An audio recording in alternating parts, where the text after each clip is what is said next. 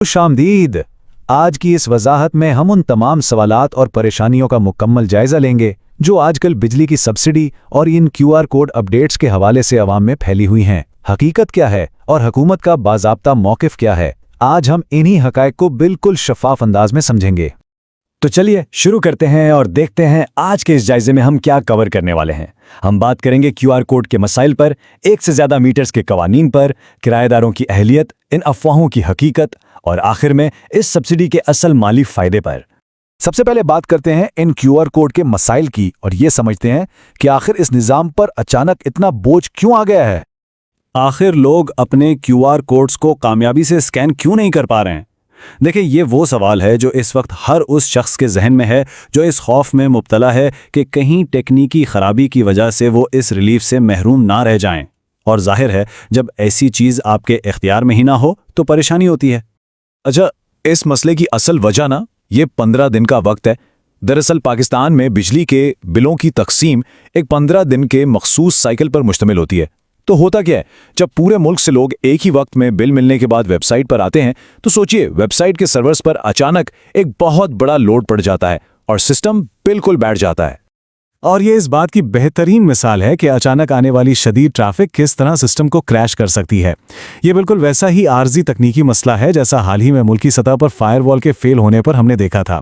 खैर, हुकूमत मुसलसल अपनी डिजिटल सिस्टम्स को अपग्रेड कर रही है, तो अगर तकनीकी मसाइल की वजह से आपकी डेडलाइन मिस हो गई है तो घबराएं मत, सारिफीन को अगले महीने ज़रूर अकोमोडेट किया जाएगा। अब आते हैं एक और बड़े मसले की तरफ, एक से ज़्यादा मीटर्स और उनके उसूल। क्या जिन घरों में एक से ज्यादा मीटर्स लगे हैं उन्हें जबरदस्ती उतार लिया जाएगा? ये बड़े और मुश्तरका खानदानों की सबसे बड़ी फिक्र है कि कहीं अथॉरिटीज आकर उनके इजाफी मीटर्स ही ना काट दें। तो यहाँ जो सबसे अहम नुक्ता है वो है ये 200 यूनिट्स। आपको इस मखसूस हद को हमेशा अपने जहन में रखना होगा क्योंकि असल में यही पूरे सब्सिडी प्रोग्राम की बुनियाद है। इन ऑफिशियल कवानीन को वाज़े तौर पर समझ लीजिए। हुकूमत का इजाफी मीटर्स उतारने का कोई इरादा नहीं है, जीरो प्लान्स। बड़े खानदान बिल्कुल इत्मीनान के साथ अपने तमाम कनेक्शंस बरकरार रख सकते हैं। मिसाल के तौर पर, अगर आपके घर में 3 मीटर्स हैं तो उन तीनों पर अलग अलग सब्सिडी मिलेगी, लेकिन शर्त सिर्फ ये है कि हर मीटर पर इस्तेमाल 200 यूनिट से तजावुज ना करे। बहुत सिंपल। अच्छा, अब चलते हैं किराएदारों की अहलियत और उनके रिलीफ की तरफ। क्या किराएदार इस बिजली की सब्सिडी से फायदा उठा सकते हैं? ये सवाल बहुत पूछा जा रहा है। अगर आप रेंट पर रहते हैं तो इस वजाहत में आपकी मखसूस सिचुएशन का मुकम्मल जवाब मौजूद है। बिल्कुल, किराएदार इस माली रिलीफ को हासिल करने के पूरे अहल हैं। हाँ, तकनीकी और इंतजामी तफसीलात मकान मालिक के साथ ही मुंसलिक रहती हैं। यानी जब क्यूआर कोड स्कैन होगा तो एसएमएस अपडेट्स मकान मालिक के रजिस्टर्ड फ़ोन नंबर पर जाएंगी, मगर सब्सिडी का फ़ायदा सीधा उस बिजली के बिल पर ही लागू होगा जो आप यानी किराएदार अदा करता है। तो रिलीफ आप ही का है। अब थोड़ी बात कर लेते हैं इन अफवाहों की और देखते हैं कि इस सब में सच क्या है और झूठ क्या। अब यहाँ जो सबसे दिलचस्प हकीकत है वो ये है कि मार्केट में सबसे बड़ी अफवाह ये चल रही है कि सब्सिडी प्रोग्राम बंद किया जा रहा है, जबकि असल फैक्ट ये है कि ये प्रोग्राम बिल्कुल फ़ाल है, एक्टिव है और इसकी डेडलाइंस में मज़ीद तौसी कर दी गई है।